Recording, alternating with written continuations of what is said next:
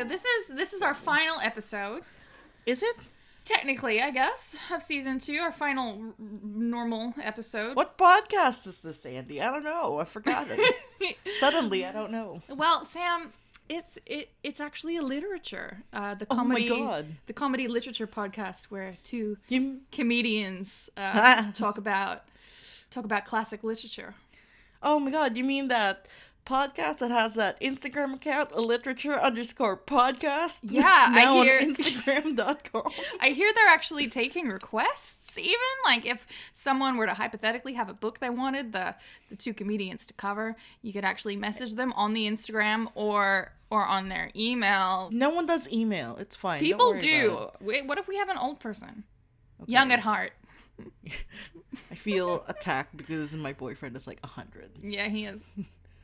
Edward Cullen. When it's a bit morbid, but at the funeral we were talking about who was likely to die first. At my father's funeral, if I may add. and I absolutely made Sam's partner hate me and fear me by saying that it would be him because he's old. And then I'm like crying because my father had been laid to rest. So, thank you. Yeah. We had to entertain ourselves while you were busy crying. And if you want to email a book suggestion or just your thoughts or your feelings, what? You could email it, if you're an emailing person, to illiterature.podcast@gmail.com. You had to look for that? I did have to look for that. It's not an underscore, it's a dot. But also... Maybe we should change that. We will never, and I repeat never, do the book that Hill House is based on. We will one day. No. Yeah, we will one day. Because Bly Manor was scary enough. I didn't go to sleep till 4 that morning. Really? Like, that is adorable. I was just like... Oh my God. But I feel... What? Just thinking about the windows and... I didn't find it that scary when I was reading it. Maybe the way I told it. Oh, really? You didn't find that scary? Alright. Is this one scary? Right. Is Mr. Dalloway hot, at least? No. We can make him hot. Let's cast this one. I think it'll be fun to cast this one. Because it's a very character-driven book. Let's start. The Virginia Woolf. The Vivitch. Like the Vivitch, yeah. Clarissa Dalloway. Clarissa's such a pretty name, in my opinion. Name your kid that, then. Maybe I will. Cassandra. Junior. So Clarissa Dalloway is an upper-class 52-year-old woman who is hosting a party tonight. And she goes out into 1920s London, having decided to buy the flowers for the party herself. Oh my God. She's Satan and she's gonna walk past what's his name? Grand Dorian. It's Wednesday, and it's almost 5 years after Armistice Day. I don't know exactly that day. I think it might have been 1918, so maybe it's 1923. Why is that an important day? What happened? Armistice, that's when World War II ended. So it's been 5 years since the end of World War... Sorry, not World War II, World War I. Yeah, it was like 1920. Yeah, the 40s were fine. They were enjoyable for many people. We're gonna get canceled. Yeah. So, and the whole book takes place on this single Wednesday with the chimes of Big Ben marking the progress of the day throughout the book. So Virginia Woolf reportedly almost named this book The Hours. Yeah, Sam, you have a question? That was what the movie was called. Yeah, there was a movie, and it was kind of based on Mrs. Dalloway, because I think Mrs. Dalloway is actually a character in the movie, but it's also about Virginia Woolf's life. That movie. My initial hand raise was the Big Ben thing. It just reminds me of that joke that if you go to like London and you ask people what time it is, they look at Big Ben, they're like, oh, it's 12 bong. Whose joke's that? I don't know, someone on the internet. So London is bustling and full of noise. Oh, who do you want to cast as Mrs. Dalloway? Because my initial idea is Nicole Kidman, but I know she played Virginia Woolf. I don't know enough about her yet, so let's keep going. London is bustling and full of noise. Big Ben strikes. The king and queen are at the palace. It's a fresh mid-June morning, and Clarissa recalls one girlhood summer on her father's, I'm pretty sure, seaside estate, like a country estate, but I think it's near the sea, called Burton, or Burton. I'm going to call it Burton. Like Tim? With a U. Sorry, with an OU instead of just a U. With a burr. Breton. Remember that summer where you only spoke in a French accent? For an entire summer? Alana remembers. No one remembers. It's fine. She just put her face in her hand. No one remembers anything before 2020. Yeah, it's been a long 10 years. This entire year has been a concussion. Right?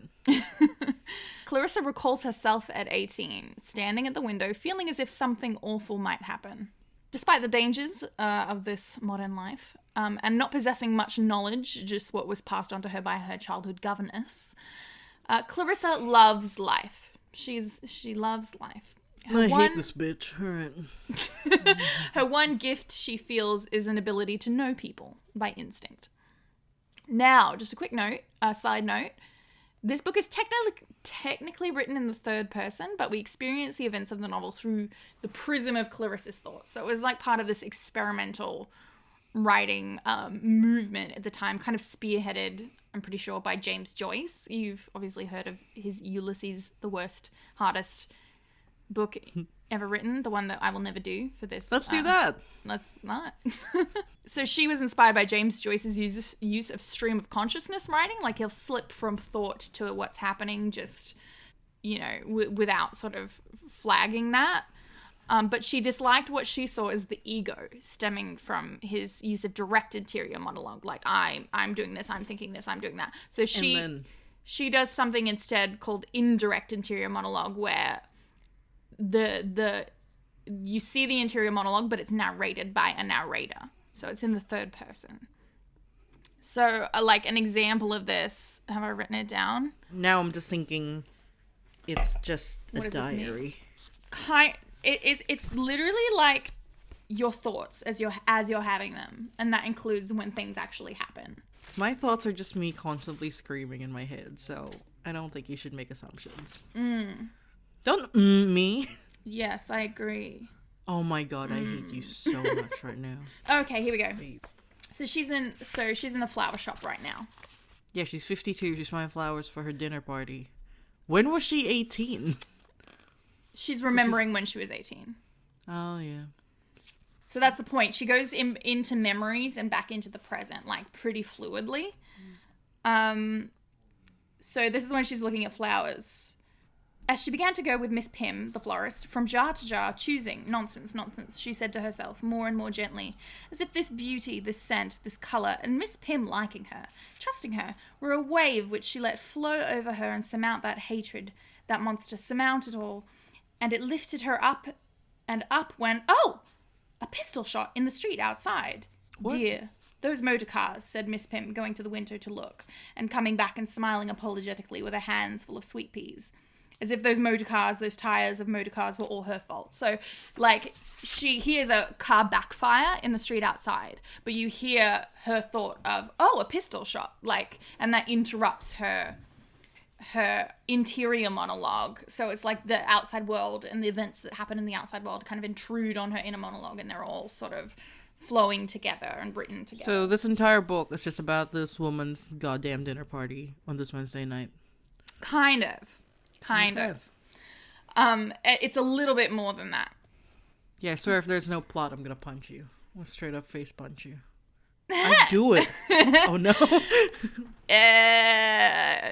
Good luck trying from all the way Saturday. over there. So, okay, so this is before she actually gets to the flower shop. She runs into her old friend from her youth, Hugh Whitbread. White bread. Huge white bread. So I just realized that. It's white bread. She asks after his wife, Evelyn, who suffers from an unspecified, like, chronic illness, but she doesn't really care. She doesn't really care about Evelyn. She's kind of impressed by Hugh. He's handsome. He's kind of vapid, but like, he makes her feel, like, young again a little bit. He, like, he'd take her under his wing and be like, you all right there, little lady? Like, that kind of thing. Is he younger than her? Same age. Roughly the same age, yeah. But they've known each other since they were young. Is this Hugh Grant? Hugh Whitbread. Yeah, he'd be perfect for it, actually. Hugh Grant, and then Hugh Grant, yeah. Let's just put Nicole Kidman in. Yeah, let's put her in there. I think she'd do well. Mm-hmm. Yeah, so she's there, Hugh Grant's there, and he's like, "Oh yes, my sick wife." He's like, "Oh, it's fine." She feels beside him, and he's always dressed to the nines. Like I'm pretty sure he is an aristocrat. It's Hugh Grant in Paddington 2. I haven't seen it. What? I haven't seen either Paddington. You haven't seen any Paddington? Oh my goodness. Paddington. Paddington, yeah. Can you please watch it? Can you and Josh of course. That's the kind it? of thing Josh actually would watch. It's so good. You have to watch 1 first, which is like, it's fine, it's good. But the 2 is great. 2 is where it's at. Awesome. 2 is where the party is at. Okay. So beside him, she feels self-conscious about her hat. She's like, "Oh no, my hat is like weird." There's people who like are always really well put together, and when you're next to them, you're like, "Why did I wear this today?" So as Clarissa walks to this flower shop, her experience of the present is intermingled with her reflections of the past, as I said. She remembers As I said. She remembers how her old friend, Peter Walsh, disapproved of Hugh. He didn't like Hugh. She remembers Peter once asked her to marry him. She refused, though she feels really affectionately about him still. He apparently made her cry, though, once when he said she would marry a prime minister and throw parties, which I think he, meant as a dig, implying that she was, I don't know, gold digger or shallow or something. Which, I mean, yeah, and it hurts, the truth hurts, right? To an extent. But she's also not shallow. But she did marry a politician and is throwing parties, so. Clarissa continues to feel... She married a politician? Yeah, her husband, Richard Dalloway, is a conservative politician. Oh, in the 1920s. Gross. But handsome? I don't know, conservative in a John Hamm kind of way. Ooh, Tom Selleck? I'm picturing John Hamm. Younger Tom Selleck, but John Hamm's too hot for this. What are you talking about? Tom Selleck is perfect Republican. Him in Blue Bloods? Oh my god. But John Hamm's what Republicans want to look like, Specifically Mad Men, John Hamm. Why are we giving the Republicans what they want? It was different in the 20s. Oh, is Tommy Shelby in the story somewhere? He'd be around. 1920s. Yes, actually. Yeah, he's in the 20s. We can cast... There is actually someone who Cillian Murphy would do a very good job of playing. Tommy Shelby? Is he there? He's not here. How do I tell you this, Sam? It's a different story. I don't buy it. Clarissa continues to feel the sting of Peter's criticisms, but she also feels a bit of righteous anger. She's like, well, who's this? Who's Peter anyway? Peter was supposed to have accomplished big dreams, I think, be a writer, but he never did. So she. What did he end up doing? Is he just does he just work at Hungry Jack's or something? I don't know what his job is, but he's in India. He's been in India for 30 years. So she's walking, she's thinking about death, as you do. She has this kind of spiritual moment where she feels like she will survive in the perpetual motion of modern London streets, in the lives of her friends and even strangers, in the trees and in the fabric of her home. So she's like, energy, man. Isn't she just buying flowers? Yeah, but she's you think about death when you're just wandering along, as if you don't. I do not. Don't try to pretend that you don't think about death all the time. Sweet release. We all do, though. And it's, I don't know. What do I think about? Let me pretend I'm buying flowers for my politician husband's party. Yeah, all right. Okay. Death? No, there was just nothing, but much like death. The bliss of, absolute transcendental blankness. Clarissa Dalloway peers at a book open in a shop window. I think it's Cymbeline, Shakespeare's play Cymbeline. And there's a line in it about death, which she reads through the shop window, which is, "Fear no more the heat of the sun, nor the furious winter's rages." So it's it's entertaining death as a kind of release or a rest from a hard life. Clarissa, while she walks, is thinking about how she cares what people think about her too much, about how she hates her body. She's skinny and she's got a beak nose. How people see her as an extension of her husband. Pretty standard stuff. She's just ruminating on, Just normal woman things. Her just insecurities. Girl things. Yeah, exactly. She looks in the window of a glove shop and she thinks about her daughter, Elizabeth, who is a teenager. Oh, no, Elizabeth doesn't care about fashion. She only cares about her dog and her history teacher, Miss Kilman. I think she's a private tutor, though. Not like a teacher, yeah, but like a private tutor. So her daughter is a dog-loving lesbian. Is that what's happening? Yeah.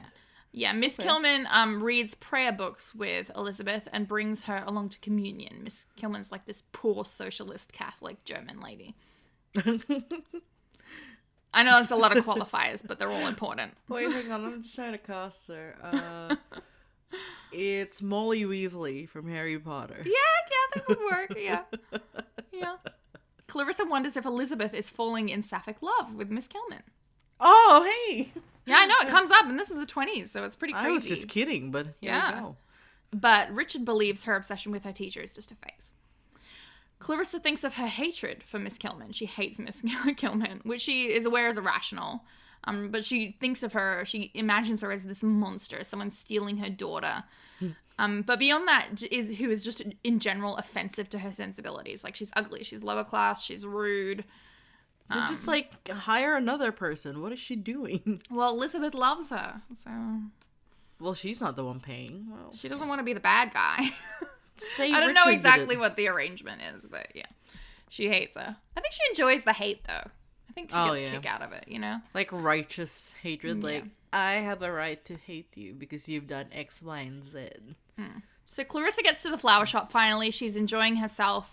Oh, she's not even in the fucking flower shop yet? Yeah, Jesus and then we Christ. have that passage where she hears the pistol shot that she thinks is a pistol shot outside, but it's actually a car backfiring. So she peeps out and notices several other people are also snooping. There seems to be some kind of illustrious person passing in a very grand car. So the people on the street wonder, is it the Queen? Is it the Prime Minister? And they all they all apparently feel very patriotic when they see that car. They're like, oh, all these important things happening in London, in my country, in my city. I don't know what that's like. I don't know what it's like to feel that. So this is where the narrative switches to its other main focus. And this is the character who I think Cillian Murphy could potentially play. Oh, okay. I'm back on board. Septimus Warren Smith is a veteran of World War I who's about 30 years old. Septimus? His name's Septimus. I'm not calling him that. It's weird. It's, it means seventh son. It's Latin for, like, seventh son. I don't know if that he sucks. is. It's like, how many sons did your parents have? He's like, take a guess. Like 7? Nah, just 4. Why you say 7?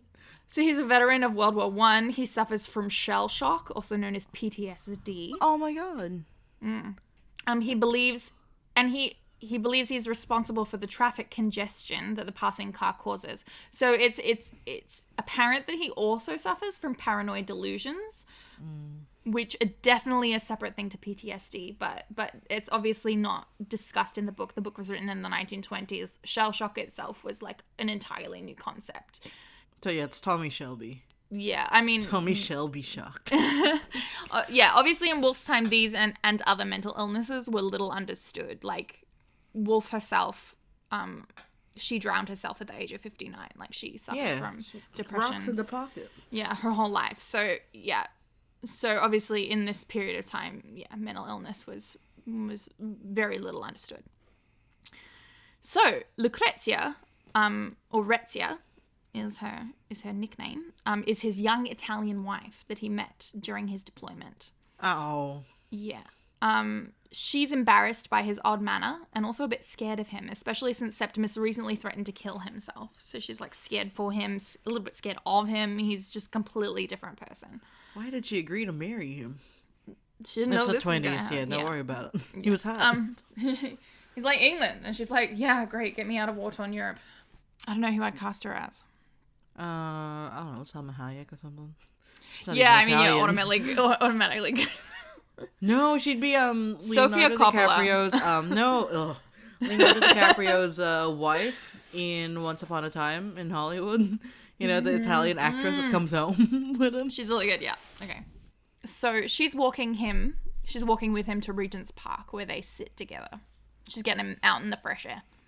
He's trying to express his thoughts to her. But they are incomprehensible to her. He's as far as she's concerned, he's babbling. One of the things he believes is that he's psychically connected to trees, and that trees therefore must not be cut down. No tree should be cut down ever. Did he start Greenpeace? Is that what they do? And that man was Albert Einstein. And that man was Al Gore. Albert Einstein. He believes that if he looks beyond the park railings, he will see his friend Evans, who was killed in the war. Oh, dude, no. Yeah. And also he fears that the world might burst into flames. So he's got a lot on his mind. It is Al Gore. It's just Al Gore. He wasn't crazy. He just could see the future. The truth is sometimes inconvenient. She's doing finger guns at me. Just one, though. God damn. Get over here. I'll punch you in the face. We'll punch each other in the face at the same time. And then we hit each other's fists and we end up fist bumping. So it's a fist bump. And then we're like, oh, maybe it's not so bad. We're just like, has anyone ever done this before? Guys, this is pretty fun. Do this with your friends. And that man was Albert Einstein. Nicholas Flamel. What? No, that's from Harry Potter. I was thinking of the penicillin guy. Oh. God, who was it? I referenced the guy from Harry Potter with the stupid Philosopher's Stone. Yeah. Or Sorcerer's Stone, depending on your region. I had a Sorcerer's Stone. That was, I had the Americanized one. Well, I had both. At the same time. Richie Just Rich over them. here. Richie Rich with her 2 Harry Potter books. Richie Rich with his McDonald's in his house. What a dream. It's amazing. He's got Macca's just in his house. A Macca's run? More like a Macca's walk down the stairs. Where are we? Not here. So the couple, the young married couple, along with a bunch of minor characters who are just around, observe a plane overhead writing letters in the sky. The letters eventually seem to read toffee. It's an ad. It's just an ad. Oh. But Septimus believes someone is trying to communicate with him in a coded language. Oh no. Retzia is heartbroken to see him this way, and she walks a little ways away to the fountain for a breather. She takes a second to herself. She sees a statue of an Indian holding a cross. She feels alone, and for a second she's angry at Septimus for being sick. After all, Dr. Holmes, who's been treating him, said there's nothing at all the matter with him, because physically nothing is, and obviously at this point in time they've got no fucking idea what they're doing. The doctors are like, he's hot, I don't see the problem. Look at him. He looks great. Suddenly Retzia feels like a surge of devotion to her husband, just in a moment, and she goes back to sit next to him. So she's like, she loves That's him. you at parties collecting yourself from Josh and looking in the mirror and going, I love him.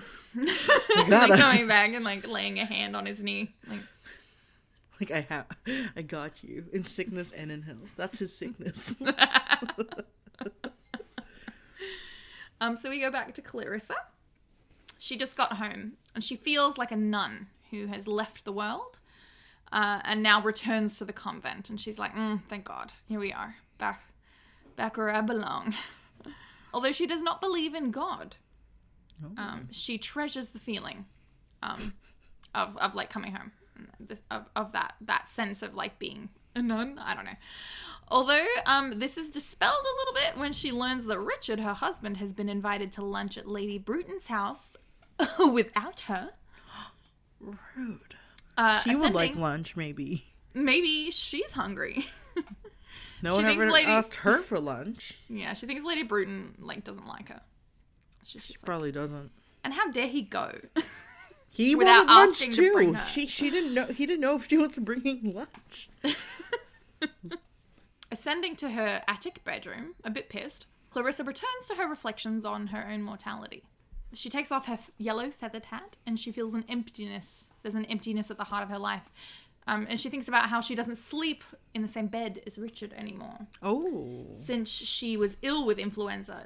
They started sleeping apart when she was ill, but I'm not sure how long ago that was, and they've kept it up since. And she's like, well, she likes the solitude, although she feels a bit guilty for not loving Richard more passionately.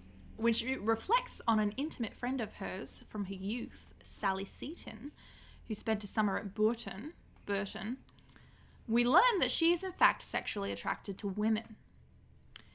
So that, I know, in the 1920s. Like, I was like, what? You got a gay. I know. Spotted. A singular gay in the wild.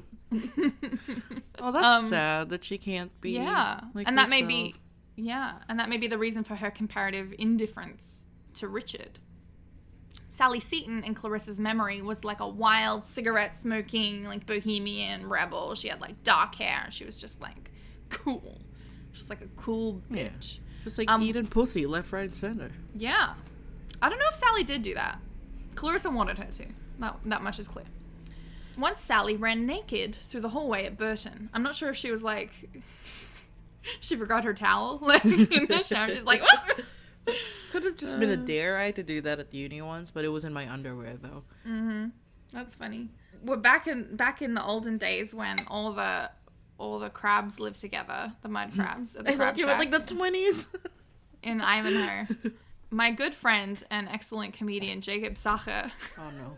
What have you done now? who has a Twitch stream, Hail from the Pale, spelt Pale, which you should check out. He used to return from the shower with 3 towels, one wrapped around his body, one wrapped around his head, and one he would just, like, walk, like, shuffle along with his feet on the floor. All the way back to his room. Wait, around his body, like, lady style, or just around the hips? Like, around his waist? waist. I cannot remember, I'm sorry. The towel on the floor he could have just worn He was slippers. like, I'm like, you could just dry yourself first, like, so your feet aren't wet. He's like, no, it's just got water dripping on the floor. Yeah, dry yourself first. And he has no hair to wrap up in the towel hair turban. It was just one of the wonderful, wonderful things that we learned about each other. That while living in that big haunted house. Makes me think that he was carrying like a brush, and like he had the towel on lady styles, and he had like a mask on and like some cucumbers in his hand or something. Just shuffling on that was the craziest thing. That was the wildest thing, was just the little shuffle with the towel. Yeah, I'm trying to... Oh, yeah, and his room wasn't the closest to the bathroom either. There was Simon. So no, he had to go across the kitchen and the dining room. Yeah. So we all saw it. Yeah, check him out. Check him out on Twitch. Hail, H-A-I-L, from the Pale, P-A-L-E. So she's gay, and then what happened? Yeah, she's a bit gay. And so she's reflecting fondly on how Sally's behavior frequently shocked... Yes? Did you say she's a big gay or a bit gay? I said she's a bit gay. Okay, thank you. I just had to. She's a big old gay. So Sally's behavior apparently frequently shocked Clarissa's old aunt, Helena. Clarissa and Sally were very close. They planned to change the world together. Oh. And under Sally's influence, Clarissa began to read Plato in bed before breakfast and to read Percy Shelley, poetry. So she's like, improving, those friendships that are... Are you trying to find a way to say, make me compliment you? No, because then I realized that it might be taken that way, and that's why I stopped. But, like, she's good influence in some ways. I got you your husband, thank you very much. I found you your life partner. Mm-hmm. I bestowed him upon to you. A present, his penis wrapped in a ribbon, ready to go. I was wondering about that. That was me. I was like, I'm not gonna look. I'm just gonna tie it. I'm not looking. I'm just wondering. So I was like, what's going on there? And he's like, it's a long story. Oh, he said that? I thought he would take credit for it. Like, it's your Christmas gift, baby. That happens in a fan fiction that I've read. Happy Snake No Fruit Day, bitch. Okay, Sally. Yeah, so she's introducing Clarissa to some cool classic philosophy and heavy hitters. Clarissa remembers going downstairs in a white dress to meet Sally. And thinking of a line from Shakespeare's play Othello, which reads, "If it were now to die, 'twere now to be most happy." Oh my god, that's from She's All That, when she walks down in the red dress. Wait. And Freddie Prinze Jr. was like, he says that? Maybe the bit wasn't the main reason all along. Never seen that movie. I just know it from the several spoofs that it has gained. So like Othello, she believes that if she were to die at that moment, she would be fine with it. Othello kills his wife Desdemona. I don't know if you know this about Othello, out of jealousy. And then he also kills himself when he finds out that his jealousy was unwarranted and he killed his wife for no reason. Huh. That's just a little background on Othello. Anyway, Clarissa remembers the most exquisite moment of her life. When one evening on the terrace at Burton, Sally picked a flower and kissed her on the lips. Ooh. For Clarissa, the kiss was like a religious experience. How old were they when this was happening? Late teens. Like Okay. 18, potentially a couple years later. Mm-hmm. But earlier on in the story, it explicitly said she remembers a moment at Burton when she was 18. And then they don't talk about her age at Burton, so I'm assuming young adult. Okay. Like 18. And this is a childhood friend kind of thing? I'm not sure how long they knew each other, but definitely when she was a young teenager, like when she was a late teen. Peter Walsh interrupted the young women on the terrace as thoughts of him now interrupt Clarissa's recollection of Sally. It had always mattered to Clarissa that Peter had a good opinion of her. She really cared what he thought. She respected him. She wonders what he would think of her now. Anyway, the house is abuzz with pre-party activity, and Clarissa has decided to wear her green dress, which actually needs a bit of mending, so she sits down to do that. She knows her servants would be happy to mend it for her, but she cares about them to an extent. She's like sensitive to their workload. She doesn't want to give them extra work to do when they're already really busy. And I think she wants to be a generous mistress and is grateful to them for indulging her in doing that. Like, Green more than dress. wanting to, Is more it than the wanting, dress from Atonement? Is that what she's wearing to the party? maybe something with sleeves. I don't know. She's mid-50s. It's the 20s, yeah. But yeah, she like wants to be a generous mistress more than she wants to be generous. If that makes sense. That's the impression I got. So she's like, she wants to be this thing, and they let her be this thing. Anyway, as she quietly sews her dress, she thinks about life as a wave that begins, collects, and then falls, only to renew and begin again. It's actually, I know it seems like one of those books where not much happens, but the writing is actually genuinely beautiful, and I'm not doing it justice at all. Like, the way she writes is gorgeous. Wow. And maybe we should not have butchered her. Should have just done a goddamn James Joyce. Maybe, Your favorite. God, no. Your next Moby Dick. I will probably murder everyone in this house if I have to do that. The front doorbell rings. It's Peter Walsh. Oh, well, look who's here. What? Isn't he supposed to be in India? Question mark? That's rhetorical, by the way. I'm about to tell you why he's not in India. Peter Walsh is playing with his pocket knife, as he's always done. It's like a nervous tick he has. He kind of does it when he's like... He's got like one of those like cool like flicky butterfly knives. And he's just like always like, Sorry, I'm just that so beat. nervous, man. My first boyfriend had a butterfly pen that he bought specifically so he could practice. A butterfly So, pen. But you can buy a pen, so it's like a pen instead of the knife part. That's like but the worst thing I've ever heard. Yeah, it's pretty lame. But I was like, whatever you want, baby. Just I hate that version of you so much. You're cool to me. Whatever you want, baby. Love you. Oh, wow, you're getting real good at it.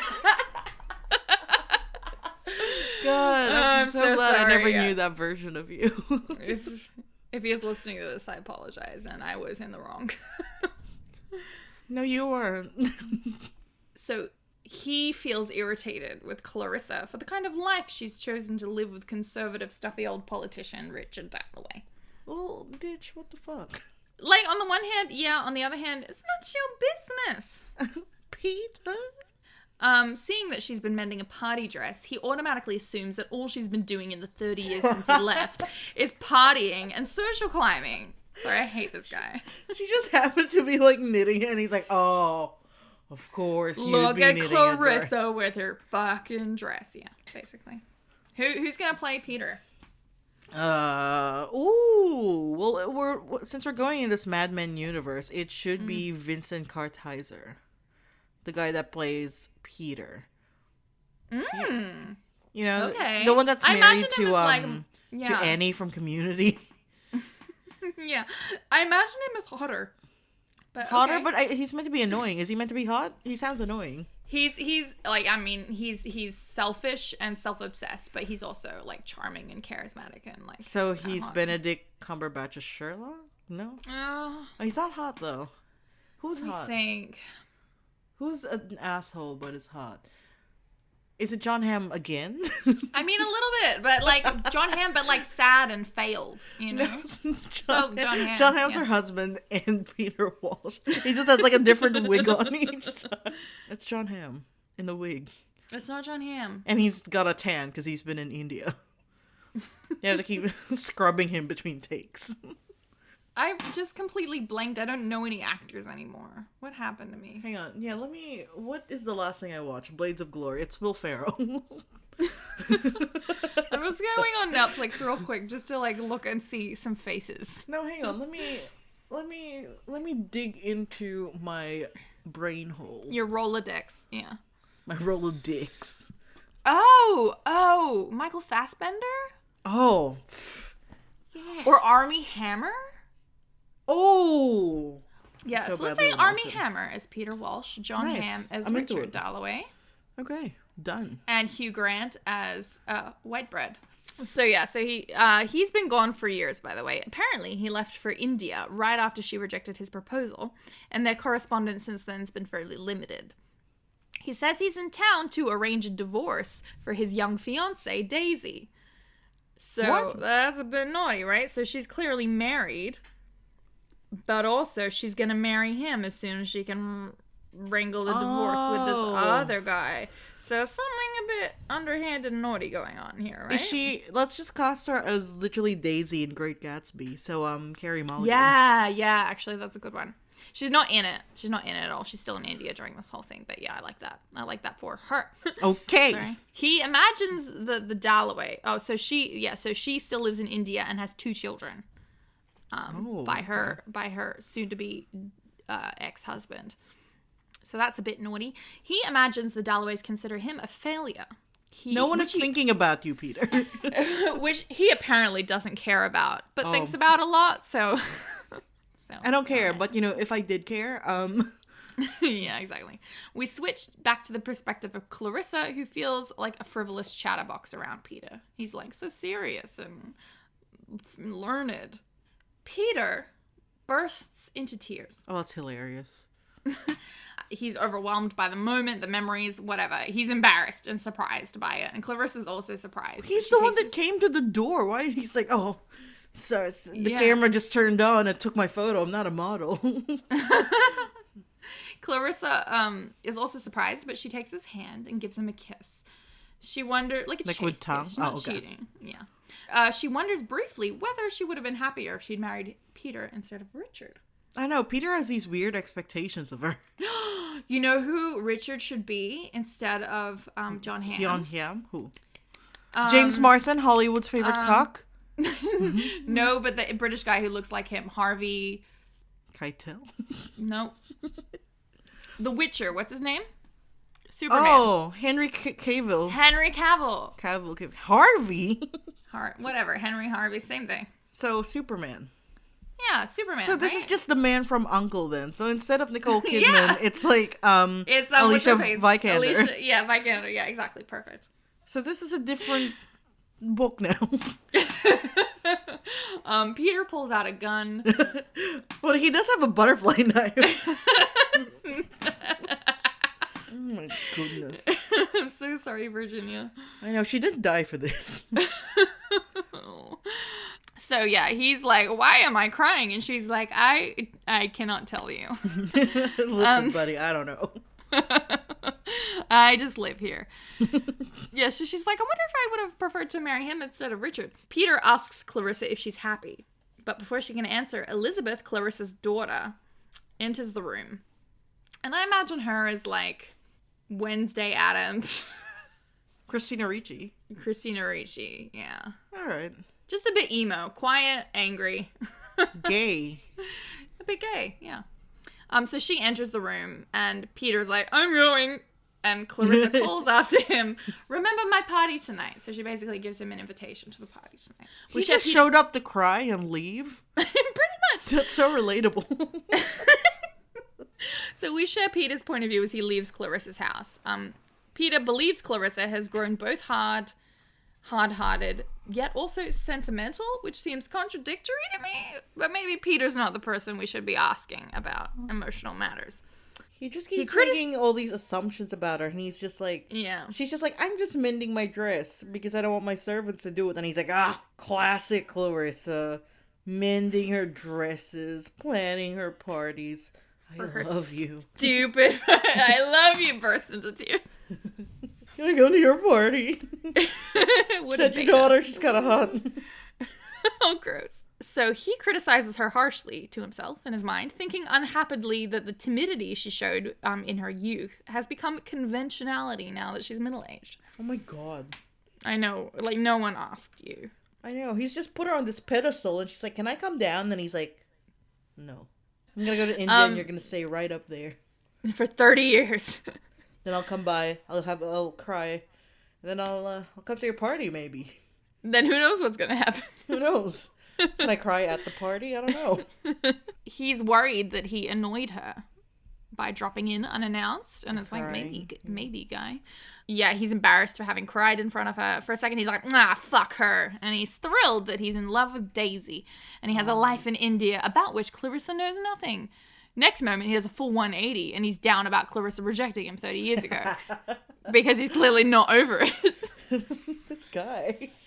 Oh, so much is happening within him. Even his butterfly knife, he's just like, his hand is all cut up because he's just like... Mm-hmm. The sound of St. Margaret's Bell, which is like another non-Big Ben clock tower, I guess. 4 bong or something. Yeah, 4 bongs. It sounds the half hour. And it makes him think about Clarissa's eventual death. Why is everyone thinking about that right now? I don't know. I can't remember exactly, because they're old. Maybe you think about it a lot when you're old. I can't remember exactly what brought that on. Maybe just seeing her older, which upsets him, as does the thought of growing old himself. So he knows, and this is really interesting, he will eventually have to ask Richard's help in finding a job in London. Meanwhile, he's gonna move back to London then. He's not staying in India. I think so, with Daisy, yeah. Beautiful life in India. He's gonna bring her back or something. Meanwhile, he's telling himself he doesn't give a shit, or does not care a straw, what the Dalloways think of him. This guy loves lying, doesn't he? And I'm like, yeah, I wrote, sure, bud. This is Holden Caulfield grown up. Sure, Jan. He admits to himself as he walks along that he's been a failure in some sense. And he remembers being expelled from Oxford, though I don't think we learn what it was for, maybe just being shit. No, it was for saying things to his friends. Fuck you, Miles. Saying things to people he liked. He sees a couple military boys march by, and he feels respect for them. In the middle of Trafalgar Square, the big central square, Peter suddenly feels free. Nobody except Clarissa knows he's even in London. He sees a young woman who seems to him to become the ideal woman as he looks at her. And he starts following her, comparing her to Clarissa, and decides that this other woman is not rich or worldly as Clarissa is. There's something unspoilt about her, it seems. He wonders if she's respectable. He feels like a romantic buccaneer and is impressed by his own adventurousness in stalking this poor woman. Oh my god, this fucking Peter, his entire narrative is no one fucking asked. And if you think no one cares, it's because they literally don't. Like, you could have died in India and no one would have batted a goddamn eyelid. The woman takes out her keys and enters the house, never having spoken to Peter. Good for her, thank God. Yeah, good for her. I love that for her. Yeah, which doesn't trouble him very much in the end. He's like, no, that was a fun whim, just stalking a random woman for a while. And with his butterfly knife, he's just like, it was great. Gonna follow you. He thinks of Clarissa telling him to remember her party that night. And I think he's a bit salty about it. I don't know why. He's just like, why would I come to your party? Just Peter things, I guess. Peter decides to sit in Regent's Park and smoke. Have a smoke before his appointment with the lawyers with whom he's going to help arrange Daisy's divorce. He observes London and is proud of its, sense of impression of civilization, having been in India so long. He's like, yeah, London, Empire, woo, I love that. He remembers how he couldn't get along with Clarissa's father. They didn't get along at all. Sitting next to him on the park bench is an old nurse with a baby asleep in its stroller. Oh. Peter thinks about Elizabeth. He speculates that Elizabeth does not get along with Clarissa. He's like, they probably don't get along. Clarissa has a tendency to overdo things, he thinks. She's a bit extra, which might embarrass a teen like Elizabeth. Soon he dozes off in the park, as only a white man can. In the 20s, with a butterfly knife clasped so tight in his fist. While he snoozes, he dreams. He dreams of a solitary traveller who conceives of different images of women. The traveller, who seems to be Peter himself, imagines a woman made of sky and branches who bestows compassion and absolution. He imagines this woman as a siren then, someone who might lure him to his death with her beauty. Finally, he imagines a mother figure who seems to wait for his return. While the image of the woman, who's now a landlady, asks if she can get the solitary traveller anything else at the end of the dream, he realizes he does not know to whom he can reply. Peter wakes up saying out loud, quote, "the death of the soul." What? The death of the soul. Yeah, that's how I imagine. Imagine, like, being on a plane next to someone and they're just like, the death of the soul. And you're just like, do you want my peanuts? I don't... What? One time when I was so drunk, Josh had to carry me down to the shower twice. I remember this, yeah. Because I threw up twice, and he had to carry me because I could not walk. I apparently, sitting in the shower, I told him, sing the death song. I have fallen down those stairs so many times. So I'm surprised that he managed to carry you down. Yeah, so he's like, the death of the soul. And he links the dream and those words to something that happened in Burton in one summer in the early 1890s. Oh my god. Clarissa expressed shock about a neighbour who had a baby before she was married. Her reaction came off as prudish to Peter, who went as far as to feel that that moment marked the death of Clarissa's soul. He thought of her as arrogant, judgmental, unimaginative, and remembers that the others who were at the table were uncomfortable with her blatant scorn and apparent lack of sympathy for the woman. Imagine if all that happened was probably was, just like, what a slut! And they were like, no, imagine if bitch. he thought all that, and literally all that happened was Clarissa went, oh no. And Peter was like, oh... This hollow, soulless woman. Oh no. That night, Richard Dalloway had come to Burton for dinner, and Peter knew immediately that Clarissa would marry Richard, towards whom she seemed like nurturing and maternal in a way. She was like making sure he was okay. Peter finally decided, after witnessing this, to confront her about his own feelings for her. They met by a broken fountain that dribbled water, and Peter demanded the truth about her feelings. Clarissa rejected him, and Peter left Burton that night. Clarissa's like, he's like, how do you feel about me? She's like, I don't. I do not. Back in the present, Peter watches a child in Regent's Park run into Retzia's legs, although he doesn't know her. But then we switch to Retzia's perspective. So it's a little bit Love Actually. It's like multiple stories, this web of kind of lives intersecting. I hate that I said Love Actually to describe that, but here we are. You grandson it. We switch to Retzia's perspective as she helps the child stand up, and she thinks to herself how she cannot tolerate Septimus's disturbing behavior anymore. She's like, I can't deal with this. I'm not trained. I thought she literally just said, I will stand by you, my husband. I have such devotion to you. And he just goes... It's death of the soul. Me too. No. I know. Peter. But okay, he right, agrees. Yeah. He's like, did someone say death of the soul? Like, yeah. Septimus says people are wicked. Once by the river, she remembers, he even suggested that he and Andorexia kill themselves. He feels he knows the meaning of the world. A dog seems to become a man in front of his eyes. So there's obviously a kind of psychotic break happening. He's experiencing delusions, visual hallucinations. Should probably go to a hospital. Yeah, well, what would they do there? Just probably like spray him with cold water? Yeah. No, just like electroshock therapy. Or a lobotomy, like a screwdriver eyeball lobotomy. That happened to my great aunt. Like a ice pick lobotomy. Well, it was like a lobotomy in the probably 60s, so maybe. What happened to her? She was pretty much just like, yeah, like vegetative. Not vegetative, but... Like the forgotten, yeah, like Kennedy. It's like, yeah, like dementia-y, yeah, Maybe don't put ice picks to people's brains, maybe. I don't know. Yeah. I'm not a doctor, but... Yeah. I don't know if she had schizophrenia, but she definitely had, like, mental illness and bipolar. And, yeah, they put her in an asylum. No, not an asylum. They gave her the lobotomy, and I think then she was just in a nursing home for a really long time. Because she just couldn't take care of herself. So, Rezia wishes she were back in Milan, making hats with her sisters. Oh, fair enough. That sounds fun. She tells Septimus it's time to go for his doctor's appointment. Septimus believes his dead friend Evans is walking towards them in the park, but the man approaching them is actually Peter Walsh. Ooh. To Peter, Septimus and Rezia seem like a young couple having a lover's quarrel. He just assumes, like, trouble in paradise. He's like, woman problems? Oh, I know. And then Septimus is like, my soul is in the trees, do not cut them down. He's like, man, girls, right? Women. Peter marvels over the changes that have taken place in London since he was there 5 years ago in 1918. Women seem to dress better to him, and he likes their new habit of wearing makeup. He's also impressed by the open-minded tone of the newspapers, and the new, apparently sexually liberated generation. He's like, man, the kids today, right on. It's the 20s. This puts him in mind of Sally Seton, of course, having a go at Hugh Whitebread. It's Whitbread, but... I know, that's fine. This is fine.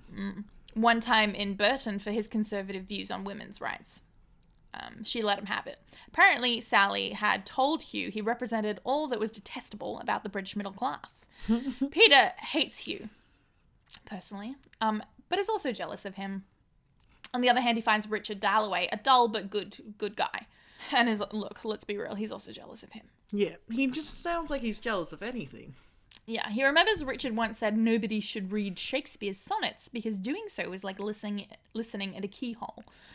Intruding on something that should be private. What? Of course, we're not told whether Richard was, like, joking. He's probably, like, doing this. He's like, like, man, no one should read that stuff. It's, like, private, man. You know? And then Richard's like, ugh, you fucking Philistine. Won't even read Shakespeare. This guy. So, yeah. It sounds like a Richard problem. It sounds like a Peter problem. It sounds like a him problem. Yeah. He can't seem to stop thinking about Clarissa. But he tells himself he's not in love with her anymore, and reflects on her worldliness and her love of rank and tradition. Aspects of her personality he finds unappealing. Though reportedly no longer in love with her, he wishes that she hadn't married Richard. It forces her to quote Richard constantly, withholding her own thoughts and stuff like that. On the other hand, Peter feels that she has a genius for making her home a meeting place for young people and artists. He wonders if she gains insight from the philosophers she read as a girl. It's revealed also that when Clarissa was young, she saw a falling tree kill her sister Sylvia. Oh my goodness. Yeah, she just saw it happen. But this didn't make her bitter. Actually, she continues to enjoy nearly everything. I get the sense that she's like, life is fleeting, so we have to live it to the fullest. That was what she took away. Her sister get, squashed by a tree, like Play-Doh, and she was like, I'm fine. Well, yeah, it was like, we could die at any moment. Let's live good lives. That was what she took away from it, which seems like a fairly healthy thing to take away from it. And that gives context, I guess, to the other stuff she says earlier on in the book, where she's like, life needs to be lived. Like she she might not know everything, but she loves life, and it's like she seems to have this really healthy attitude, I guess, in that sense, despite her other insecurities. I guess. Anyway, keep going. We're getting to the juicy parts of it. Yeah. Peter muses on whether he's really in love with Daisy, since he's not tortured over her in the same way that he was with Clarissa. He reflects that he wants to marry her primarily because he doesn't want her to marry anyone else. Oh my god. Peter hears someone... Alana's done. I hate this man. Yeah. How dare you make me hate Armie Hammer? How dare you? Peter hears someone opposite the Regent's Park tube station singing a song about love and death. The voice comes from a decrepit old woman who, at first, he doesn't realize is a woman. She seems sexless at first, just some kind of She didn't have monster. Her titties out. He's just like, Yeah. no, that's a dude. She sings the line, and if someone should see, what matter they? Peter feels sorry for her and gives her a coin. Now we shift back to Rezia's point of view. She's still in the park. She also hears the old woman's song. And at first she also feels pity for her. But the more Rezia listens, the more the song actually comforts her. She listens to the lyrics of the song and she's like... It's Folklore by Taylor Swift. The whole album. How good is it? I know. God damn I it. told you it was good. Damn you, Taylor Swift. Yeah, so Retzi is like, oh gosh, there's something like, you know, it's almost as if the old woman has been singing it forever and would sing it forever. And it's like this just eternal part of the fabric of the world, this song. And it gives her a lot of comfort. Retzia becomes hopeful that the new psychiatrist, Sir William Bradshaw, so he's a knight, apparently. Sir. So she's like, maybe he'll cure Septimus, whatever. Whatever. The point of view changes again, becoming closer to that of a sort of traditional omniscient third-person narrator. So we see Septimus and Retzia crossing the street, and we learn a little bit about Septimus's past. So we're going back in time a little bit to play catch-up, like what led us here. So before the war, Septimus was an aspiring poet, and he fell in love with a woman named Isabelle Pole, who gave lectures on Shakespeare. So he's a romantic. And the point of view changes for a brief time to that of Mr. Brewer, who was Septimus's boss at the time. My goodness, okay. Who thought Septimus had potential, and noticing that he looked weak and unhealthy, recommended he play football. When Septimus went to fight in World War I, he became inseparable from his officer, Evans. Oh. Evans died, however, and Septimus felt nothing, which scared him. He was scared by his own lack of emotion. And I guess partly as a reaction to this, he married Lucrezia, a young Italian woman, when he was billeted in Milan. So since the war, Septimus has begun to see ugliness in everything. Retzia wants children, but Septimus does not want to bring children into what he sees as a really cruel world. Yeah, because if they have children now, that child will fight in World War II, man. Well. When his mental illness grows more severe, Dr. Holmes comes to treat him. So Holmes is the guy who's like saying, Septimus, there's nothing physically wrong with him. He's merely in a funk. He needs a trip to the music hall, a healthy diet, a bit of exercise. He'll be fine. He's in a funk. He feels that the trouble is Septimus's nerves. Septimus sees Holmes as the embodiment of human nature, by which he seems to mean the worst in human nature. His idea of human nature, as you may guess, comes from World War I. So he's like, humans are bad. And Holmes is the worst of them. And he thinks that Holmes has condemned him to death for his inability to feel. Finally, Holmes suggests that if the Smiths have no confidence in him, I think he's getting a little bit fed up with the lack of progress and with Septimus's recalcitrance towards his suggestions, they should visit a specialist named Sir William Bradshaw, who we're going to learn about soon. Big Ben strikes noon. Oh, 12 ball. Yeah. Clarissa lays her green dress on her bed, and the Smiths walk down Harley Street to the appointment with Sir William, who's a celebrated psychiatrist and who Virginia Woolf seems to use to criticize the early 20th century attitude to medicine in general. He's grey-haired, he has an expensive grey car. He looks at Septimus and he's like, this guy, he's in a state of complete physical and nervous breakdown. He figures that out within 3 minutes. When he's literally like weeping. He's like, I diagnose you fucked up. He's just like shaking and saying things, and it's like, listen, I'm a knight, I'm a doctor, I'm a baller, but you, my sir, are sick. When Sir William asks Septimus if he served with distinction in the war, Septimus says something about the war being a little shindy of schoolboys with gunpowder. Yeah, Septimus tries to explain to the doctor he's committed a terrible crime, which Retzia is like, that's not true. No crime. He did not do that, and the doctor takes her aside. She admits to him that Septimus has threatened to commit suicide. Sir William prescribes a long period of bed rest, which is one of the terrible, terrible ideas they had at the time. Was it just like sleeping? It's literally like being confined to a bed. You're gonna get like bed sores, dude. Yeah, and like people literally went crazy. Yeah, because you can't do anything. There's ISO. Yeah, we should do there's a short story called The Yellow Wallpaper, which is about this. And they'd often, in particular, prescribe it to women who had hysteria. They're like, you're not allowed to leave your bed. And the woman's like, okay, well, now I'm really going crazy. Great. Did I read it aloud at a spooky party that you were at? There we go. That's what's happened, yeah. That's what happened. So we obviously had the cornerstones of your personality, yes. We had a spooky party a la The Turning of the Screw where people read ghost stories. And that was the one that I read. It was just you. Everyone else was saying other things. It was Never Have I Ever. And then you started reading that. No, it wasn't. Samantha. We're on the same page. That's what he's prescribing. Okay, great. Yes, so he'll have to be separated from Retzia in order to do this. Sir William prefers not to speak of madness, but rather a lack of proportion. Oh my god. He was the son of a tradesman, in fact, which meant he never had time to read, which he's resentful of, especially when confronted with Septimus's literary cultivation, despite his shabbiness. So he's like, nah, you like books, do ya? Who can't read? The fucking psychiatrist? Yeah, he's not cultured. How the goddamn hell is he a psychiatrist if he can't goddamn read? Well, no, like he can read. He's how was he knighted? If he's illiterate. Well, the name of the show. No, he just wishes he read more. Okay, as many of us do. He's not well read. And Septimus is, so he's like, fuck you, crazy man. You and your illusions. Michael. Sir William tells Septimus that everybody has moments of depression and that nobody lives for themselves alone. He's like, buck up, old chum. He reminds Septimus that he has a brilliant career ahead of him. Septimus, again, feels he's being tortured by the personification of human nature. This time, the personification is Sir William, of course. I mean, he again tries to confess to his terrible crime, but he can't actually remember what it is because obviously it's not real.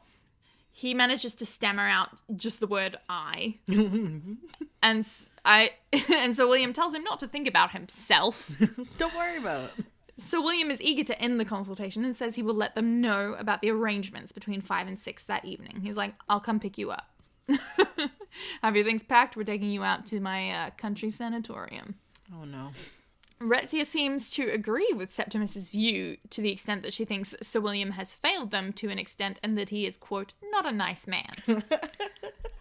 Sir William's philosophy of proportion involves prescribing weight gain and solitary rest. He secludes mentally ill people and forbids that they have children, which is a little bit eugenicsy of him. His patients must conform to this sense of proportion, or he considers them mad. Conversion or pressure to conform to social norms masquerades as brotherly love. But in colonies like India and at home in London, conversion is actually a quest for power. This is where Virginia Woolf is like, here's something that I think. And this guy is like her way of sort of criticizing this attitude in medicine and in the empire in general.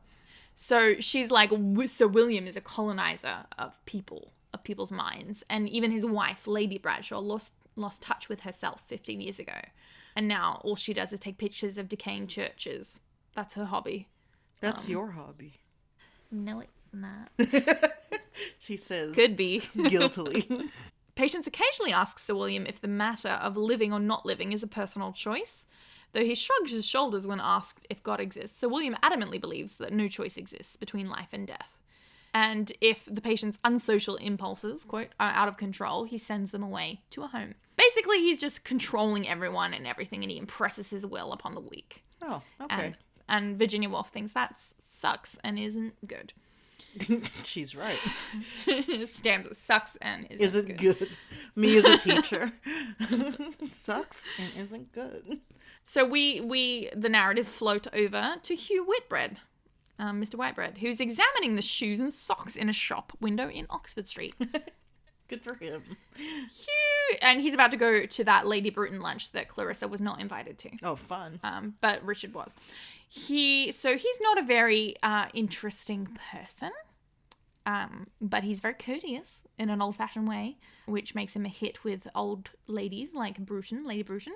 And he brings her a bunch of carnations every time he visits. Her assistant, Millie Brush, hates him, but he's oblivious to this. Oh.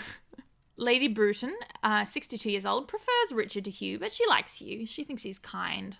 She announces she's very big. She's kind of a big wig mover and shaker. People know her around town and in Parliament. She announces to her two guests that she wants their help to write a letter, but after lunch. And so this magnificent lunch appears like magic. Is she also illiterate? Can no one read or write in this book? Sort of. Like, she can read and write, but she's not good at it because, she just has probably a year 7 education with a homeschooled governess or something. None of the women really got much during this day and age.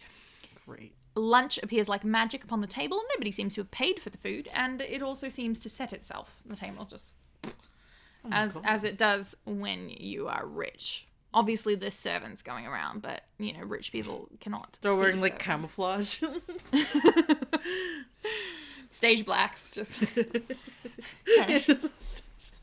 Richard thinks Lady Bruton, who's the descendant of a great general, should have been a general herself. So this who we with Henry Cavill at the moment. Maybe Lady Bruton's like Meryl Streep's too obvious. Who else is there? I don't know, Judi Dench. Helen Mirren. Yeah, Judi Dench actually. Yeah, someone a bit like aggressive. Okay. You know? And illiterate, apparently. He has a great respect for her and what she represents, this sort of old moneyed family. Lady Bruton asks after Clarissa. She's like, how's Clarissa? Who I didn't invite. She knows Clarissa thinks that she doesn't like her. But she doesn't really have an opinion, I think, either way. Hugh pipes up that he met Clarissa this morning. He's like, ran into Clarissa this morning. Everyone's like, that's very nice, Hugh. Well done. Good job. And Lady Bruton remarks that Peter Walsh is in town. She's heard Peter's in town. Which leads them all to remember how passionately in love with Clarissa Peter once was. Peter somewhere like, I don't love Clarissa. Kicking like stones like... Yeah, so she's going to get these two to write a letter for her about emigration to Canada. Like, she obviously has some sort of opinion on it. We don't really know what that is, but she wants to write a letter to the Times to persuade people to I don't know, vote a certain way about it or something. Richard thinks that the letter that Hugh's written is nonsense. But Lady Bruton is thrilled by it. She's like, nice stuff. Hugh, good job. She takes the carnations that he offered her. She puts them in the front of her dress and she calls him my Prime Minister. And before they go, Richard reminds Lady Bruton about Clarissa's party. He's like, you coming to the party later? She's going to be pissed at you because you didn't invite her today. But you coming, Just be right? ready. All right. Okay. We're doing finger guns at each other. The men leave and Lady Bruton reclines on the sofa. She's pretty pleased with herself. She imagines Hugh and Richard are attached to her by a thread, which grows thinner as they move farther away from her. The invisible string of Taylor's folklore. Oh my god. 2020. There she is. 2020. Hugh and Richard are lazily kind of looking into an antique shop window. Hugh considers buying a Spanish necklace for his wife, Evelyn. Richard, looking at the things in the shop, has a quick existential crisis before starting home towards Clarissa, feeling like he wants to bring her something. Oh, that's nice. Yeah, he decides to buy a vast bouquet of red and white roses. Oh. He feels his life and marriage to Clarissa are miracles after the war. Okay. He's like, in light of the war, they're miracles. He thinks about social reforms when he passes a woman stretched out on the ground who laughs at the sight of him when he passes. And he's like holding his bouquet like a weapon to protect himself from her. And he thinks about how female vagrants are like a problem that needs to be solved. At home, Clarissa is pissed because her annoying and frumpy cousin Ellie Henderson is coming to the party and she was hoping that she wouldn't. You're one of those people that you invite and you're like, they better say no. No, because I just don't invite them. It's probably the right thing to do. Anyway, she's also pissed because Elizabeth is currently in like another room praying with Miss Kilman. Okay. And she wasn't invited Like to a lunch. fucking bitch. Yeah, she's you know. And Peter something's came by just and cried, wrong. and she's just like, I just want to fix my fucking dress. I've had it. I'm gay Out of and it, all I've of had you. it. Richard enters. He is emotionally constipated and cannot tell Clarissa that he loves her like he intended to.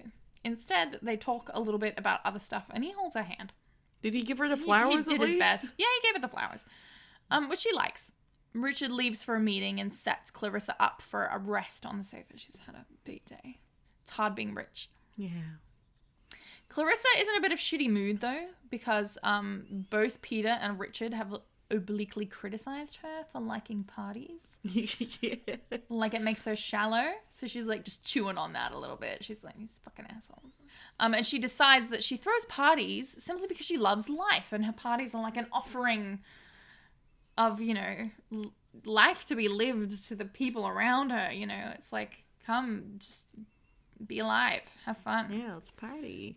Let's Drink some, like, expensive wine. Let's do some coke off each other, whatever. Yeah, like... It's life. No day but today, you know? You guys want to do some ketamine? Let's do it.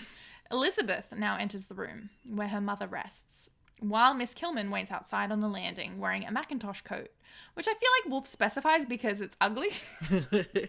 She always, like... And her Macintosh coat, I'm like... Do you think Macintosh coats are ugly? I don't know what a Macintosh coat looks like. Look it up, because now I just want to see. So she's poor, and she feels Clarissa is condescending. It doesn't have the right to be, because Clarissa's foolish and shallow. She's like, how dare you talk down to me? A little bit. And Clarissa's just like, I'm just trying to be nice. Because I fucking hate you. Miss Kilman has this conviction that she's been cheated out of happiness somehow.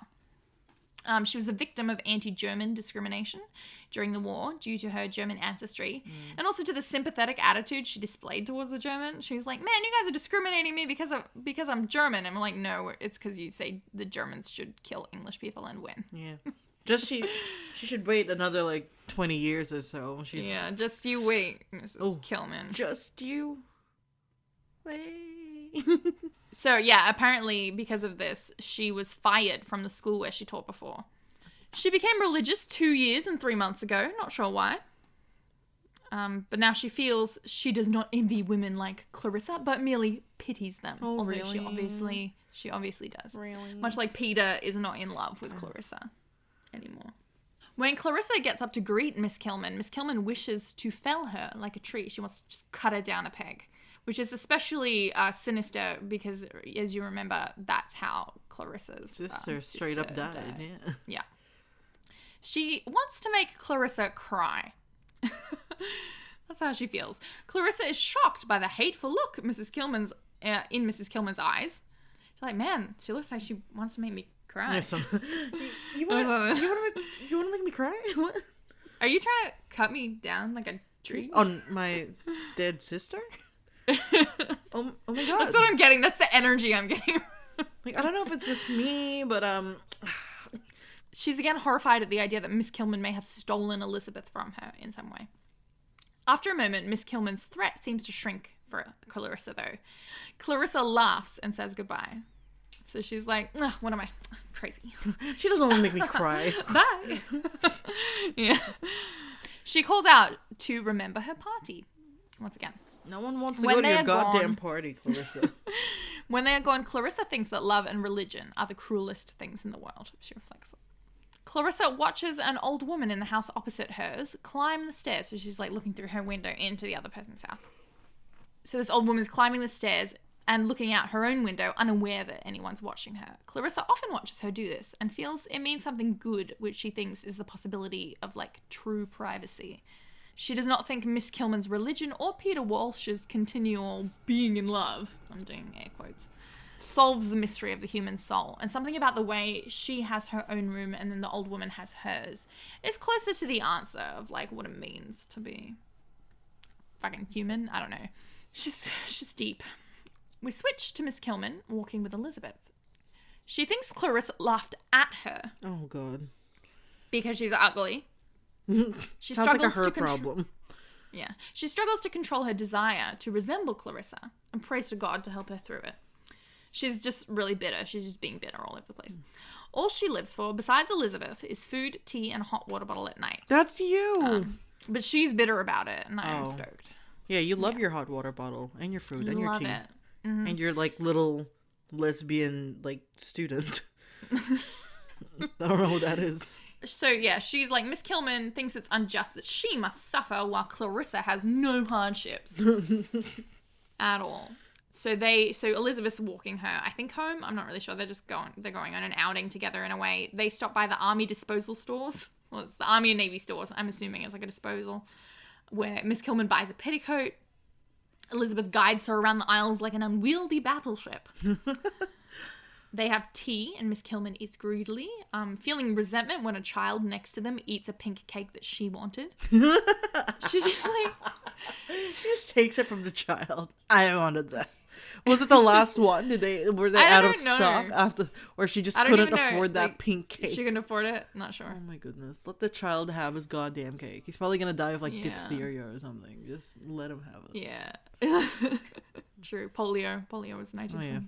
Miss Kilman is like delivers a sermon to Elizabeth about the plight of the poor.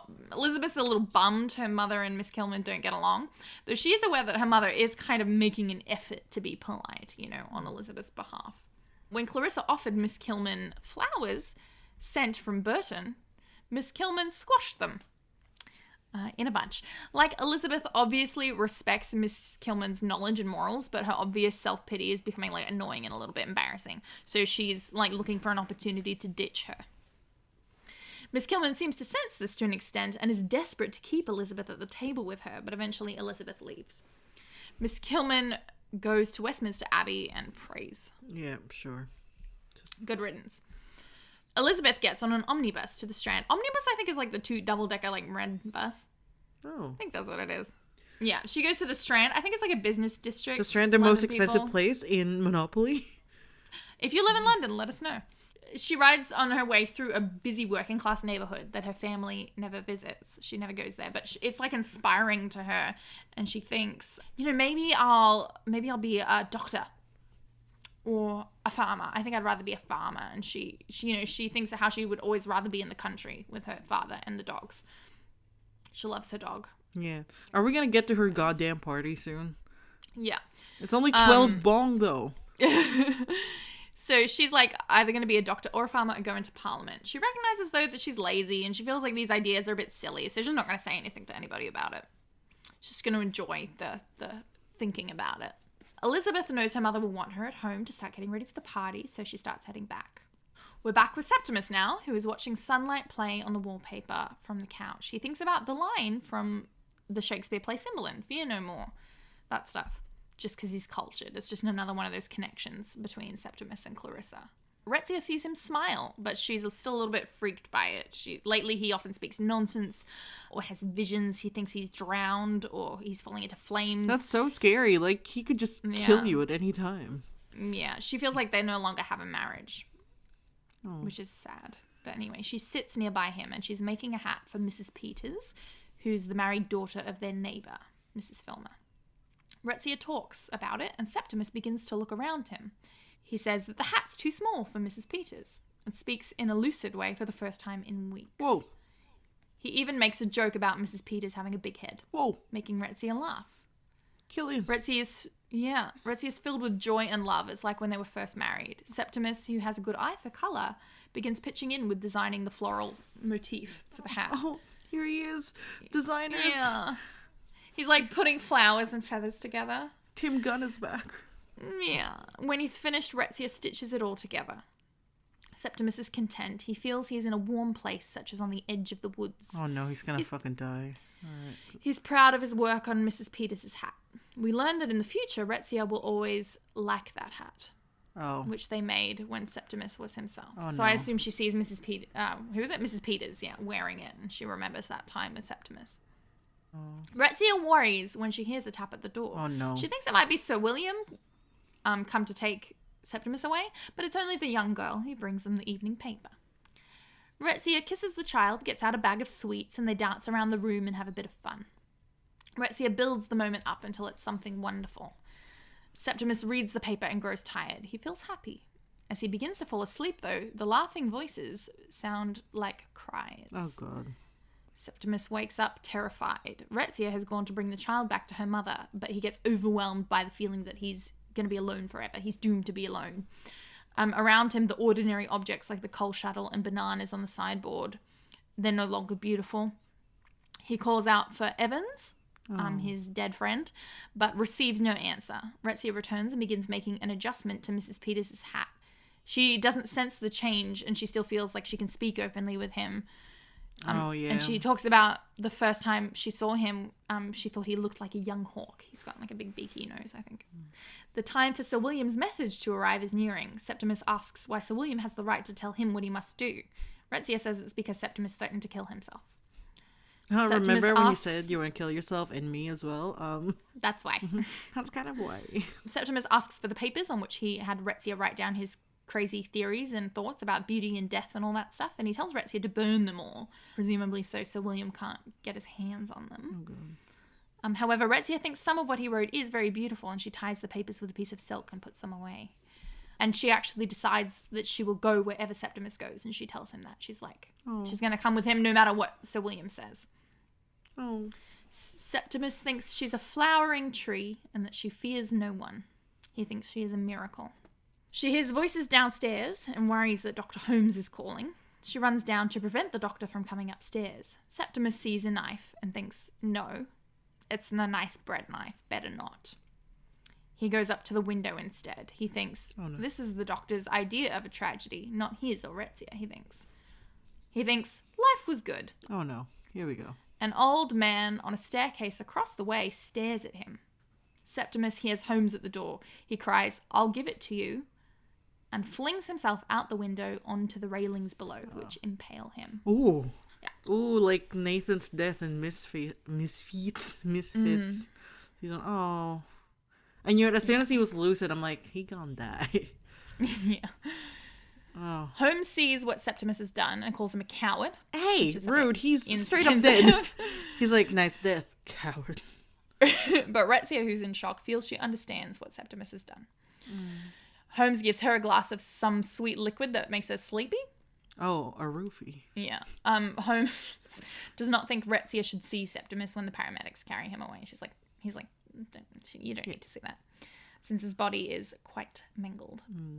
Standing across from the British Museum, Peter Walsh hears the ambulance rush to pick up Septimus's body. He thinks ambulances are great. Oh my One of the God. triumphs of civilization. I was wondering, what's he gonna say about ambulances? I was like, this guy has something to say about fucking everything. Oh, God. Okay. Alright, so he fucking likes ambulances. Good for him. All So right. he's walking to his hotel. He's thinking about Clarissa again. Oh, surprise. He I'm not in love remembers with her, though. riding. He remembers riding the omnibus with her in their youth, exploring the city. Clarissa had a theory that to know somebody, you had to seek out the people and places that completed them. She felt that people spread far beyond their own selves and might even survive in this way after death, in the people that they loved and in the places that they loved. Clarissa has influenced Peter more than anybody else he knows, he reflects. At the hotel, he thinks about how they used to walk in the woods, argue, obviously, and discuss poetry, people, politics. He thinks of her as being a radical in those days. Not anymore. At the hotel, Peter receives a letter from Clarissa saying only says that it was, quote, heavenly to see him that morning. And that's all. He's upset by the letter, which seems like a nudge in the ribs after his vivid memories of Clarissa. And he's like, I'm living in a hotel. Like, He cried in front of her. Ugh.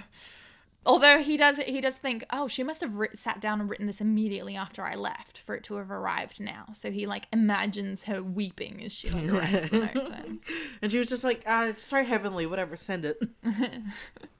Peter looks at the snapshot he carries around of Daisy, his fiancée, with a fox terrier on her knee. She's hot, you know. Peter shaves, dresses for dinner. He wonders whether his marriage to Daisy would be good for her, as it would mean giving up her children to her husband and being judged by society on top of that. What? Why is she giving up her kids? She can't keep her kids? No, not if she divorces her husband. Does she not want her kids? I guess I think not. she wants her, hot lover more. Yeah, fair enough. The idea of being faithful to her doesn't appeal very much. At the same time, he hates the idea of Daisy being with anyone else. I hate this man. So, yeah, he sucks. He quickly disregards the age difference, significant, although not specified, between them. I'm guessing she's like, what, like 25 or something? Probably. 2 kids? Yeah, I'd say. Yeah. And he decides that if he retires, he'll be a writer. So, that's nice. Okay. It's nice for him. At dinner, the other hotel guests find him appealing and respectable. And he decides to go to Clarissa's party after all to find out what the Conservatives are doing in India and hear all the gossip of the political stuff and high society. But he doesn't like, care. Why not? Don't worry, he doesn't care. He doesn't care about care. her. He's just going To hear about India. Yeah. Don't worry about it. Hopefully he'll see an ambulance. It'll be so fun for him. So as he sets off for Clarissa's, he feels he's about to have an experience. He's like, tonight's the night. Don't know what for, but it's something. He like puts aftershave on his balls and he's like, get ready, boys. That would sting. He looks at me, yeah. And this is gross, but it would taste bad as well, right? So The aftershave. Yeah. Do you think balls taste good with that aftershave? no, but they don't taste better with it. Well, at least maybe you'll get drunk on the aftershave. No. I feel like you won't. I feel like you haven't sucked enough aftershave balls. I'm not claiming to be the ball sucking expert. No, nor am I. She says shakily. Okay, so he's on his way. He's looking in people's lighted windows. He enjoys the richness of life. He's just vibing. He's at Clarissa's. So he gets to Clarissa's house, and he steals himself, opening the blade of his pocket knife, butterfly knife, which he does when he's nervous.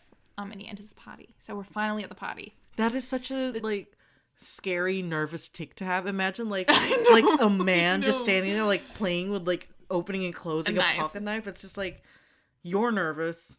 I'm even more nervous. Yeah, so the servants are all rushing around making last minute party decisions. Apparently the Prime Minister's coming. That's something new that we've learned.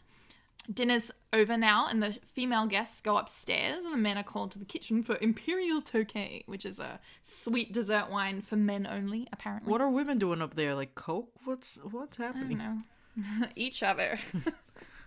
Lesbians.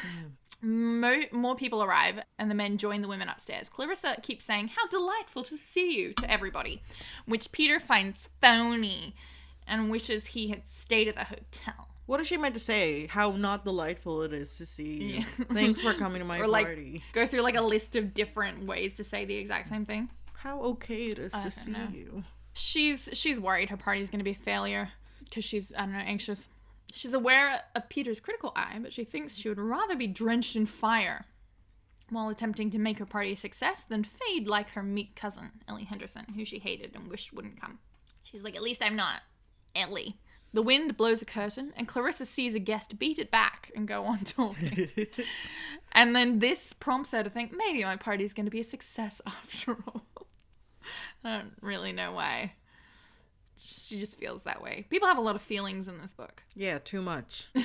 Like, you have too much time to feel all these things. Guests continue to arrive, but Clarissa does not enjoy herself. She feels like anyone could take her role as hostess. But on the other hand, she's also a little bit proud of her party's success.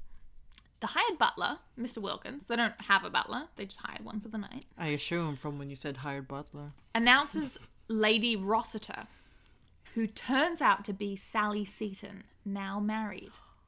Oh no.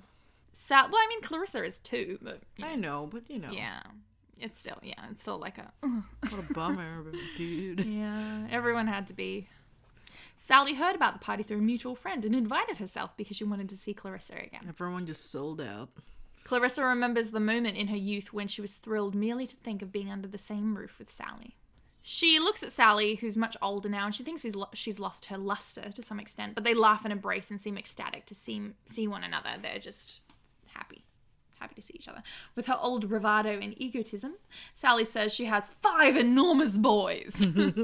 So she has 5 grown-up sons. Yikes. The Prime Minister arrives. Oh, here he is. Interrupting Clarissa's reunion with Sally. And he does his rounds and retires to a little room with Lady Bruton. Peter Walsh catches sight of Hugh Whitbread and occupies himself for a while by thinking about how much Hugh sucks. Hugh's just like, man, everything's just so neat. You ever think about how things are just neat? I love life, and everyone around him is just like, fuck you, Hugh. He's just like, hey guys, you wanna... Peter watches Clarissa in her silver green mermaid's dress and feels she still has the power to sum up all of life in a moment, merely by passing by and catching her scarf in some woman's dress. And he observes her laughing and like detangling herself, which is just a lovely, very human moment. And then Peter reminds himself that he's not in love with her anymore. By the by, I don't love her. Clarissa sees the Prime Minister off and thinks she does not feel particularly passionate about seeing anyone. She prefers the intense hatred inspired by Miss Kilman, since the emotion is so heartfelt and real. She returns to the party and mingles with her guests, all of whom seem to have failed in their lives in some way. You know, as we all have. Yeah, it's fine. Don't worry about it. Sally eventually catches Clarissa by the arm, but Clarissa is busy and says she will come back later, meaning that she will talk to her old friends when the others have gone. Maybe she's like, I don't want to cry at my own party, just hold on. Everyone's thoughts dip constantly into the past. Clarissa must speak to the Bradshaws. Carrie and Mr. Big. Sir William. Oh. And Lady. She dislikes Sir William, but tolerates Lady Bradshaw, who mentions a boy, one of Sir William's patients, who committed suicide today. Why are you telling me this? It shocks Clarissa. That's what Clarissa's like. She's like, why would you say that? It throws her off, like her rhythm. Her rhythm, I was going to say. Throws her to the point where she has to go into the little room where the Prime Minister sat so she can be alone. Because she can't, like, she's like reeling. She's like, what the fuck? And all at once she's angry with the Bradshaws that they quote, brought death into her party. But then she thinks about Septimus's death as a kind of attempt at communication. So she empathizes with him, even though she doesn't know him. And she feels a connection to him. And she remembers the moment she felt she could die at Burton in total happiness, that moment when she was walking down the stairs. She considers the young man's death to be her own disgrace somehow. I don't know, she just feels connected. You know what this book is? Everyone makes everything about themselves, even though nothing is about them. But also, I think everyone does do that, like in real life too. I know. I don't want to hear about it. Don't remind me of my faults, Virginia. Anyway, Clarissa looks out the window and sees that old woman in the house across the way going to bed, and their eyes meet. She hears the party behind her and thinks of the words from Shakespeare's play Cymbeline, "Fear no more the heat of the sun." She identifies with Septimus and she feels glad for him. She's like, good for you, man. You did it. Good for you. My teacher in year 10. Wait, did the book end there, or are you going off a tangent? Sorry, I'm going on a little bit of a okay, tangent. good. I thought that was like where it ended. No. I had a teacher in year 10 who was like, he was teaching us Hamlet, and then he was like, and then Hamlet does what all of us have done or will do at some point in our lives. Dies. Contemplate suicide. Oh. And I was like 13, and I was like, never contemplated suicide. And I was like, what? Sir? Was he hot? It would have been when he was young, but he was quite old. I could work with him. But sounds like he had problems. It does. It did. And I was scared. So she feels glad for Septimus. She thinks about him and she's like, he's at peace now. He doesn't need to fear the heat of the sun anymore. Or whatever the winter's ravages, or whatever Shakespeare said. She returns to the party where Peter and Sally are gossiping about the past and present and wondering where she is. Sally goes to say goodnight to Richard. Peter's heart stops when Clarissa appears. Oh no. I will come, said Peter, but he sat on for a moment. What is this terror? What is this ecstasy? He thought to himself. What is it that fills me with extraordinary excitement? It is Clarissa, he said, for there she was. And that. But he doesn't love her, remember? Of the story. No. Of course not. Of course not. He doesn't love her. That was the end of the story? That's the end of the story. Of him just seeing her and going, oh, it's Clarissa. Yeah. God damn it. This is one of those books that people pick apart to the tiniest little piece. Like every little sentence and what it means and what the characters mean, and, you know, because they lie to themselves and they lie to each other, and then they realize truths, and then they come upon, you know, flashes of insight. Why do you think it ends where it ends? Like, what is the relevance of that? Why does it just end with Peter going, oh, there she was. There she is. I don't love her, but there she is. I think it's a moment where he actually realizes and acknowledges his feelings. Because he's like, why am I excited? Why am I scared? Because Clarissa's here. And that's like one of the only times he's actually honest with himself. Yeah, I mean, yeah, it's just people kind of coming to terms with how old they are. A lot of it. And the world that they live in, like the empire, the way it's sort of crumbling in a lot of ways. The changes, you know, in their own lives and in the world around them, I guess. Trying to think if there's a happy ending for anyone. Maybe that small child that got some lollies when she delivered the night paper. Yeah. And I think the idea is that there is no ending. It's still happening. It's anyone. just going. There's past and present, and they're all happening at the same time, in a way. And that's what connects us, you know. And everyone's connected, you know, in the huge city. Like there's this sort of that invisible string that Taylor Swift was talking about, and Lady Broughton. And there's that no sort of connects people. There's no like 3-act structure either. There's not really. Not really. It's really it really flows. It's literally just in and a out day. of. Yeah. 24 bong.